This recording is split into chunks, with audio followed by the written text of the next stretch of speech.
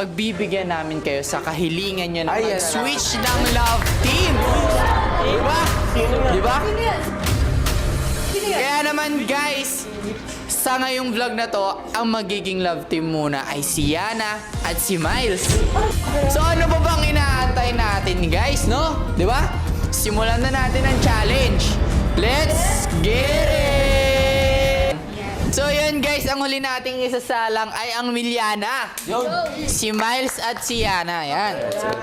Yana, truth or dare? Truth. Paano ba kiligin si Yana? Paano ka kiligin? Siguro hindi ko rin sinasabi or di rin ako May signs lang, ganun, may signs. Ano lang.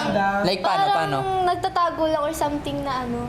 Di ka nagpapakita kahit kanino. Tapos parang sa sarili mo lang na iniisip. Ganun. Okay. Miles, ikaw na. Okay. Truth or dare?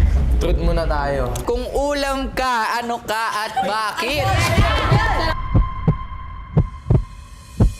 Ano, para sa akin, adobo. Adobo. Sarap yun. Bakit?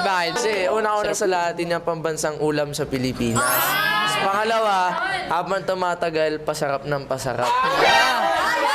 Ganun pala yun. Tama yun na.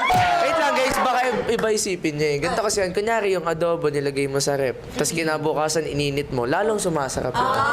Yun. Tama. Yun kasi Dahil dyan, Yana, ikaw na ulit. Truth or dare? Truth ulit. Truth ulit. Kung flavor ka ng drink sa Starbucks, ano ka at bakit? Strawberry. Ikaw, Miles. Truth or dare? Truth pa din. Truth pa din. Oy. Kung flavor ka ng drink sa Starbucks, ano ka at bakit?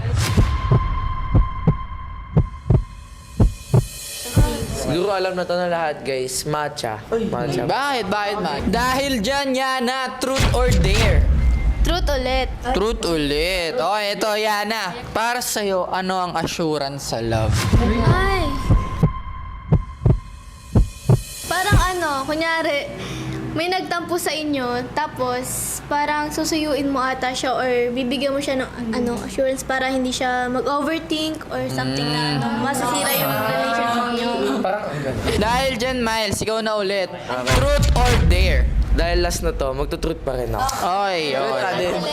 Para sa'yo, ano ang assurance sa love? Para sa akin, yung assurance is pagbibigay ng update sa partner mo. Kung ano yung nangyayari sa buhay mo sa araw-araw, ayun. And kahit na, alam mo na, kahit nag-switch love team kami ni Yana. Dito na nga po pala nagtatapos ang ating Truth or Dare Challenge with a Twist! Ayan!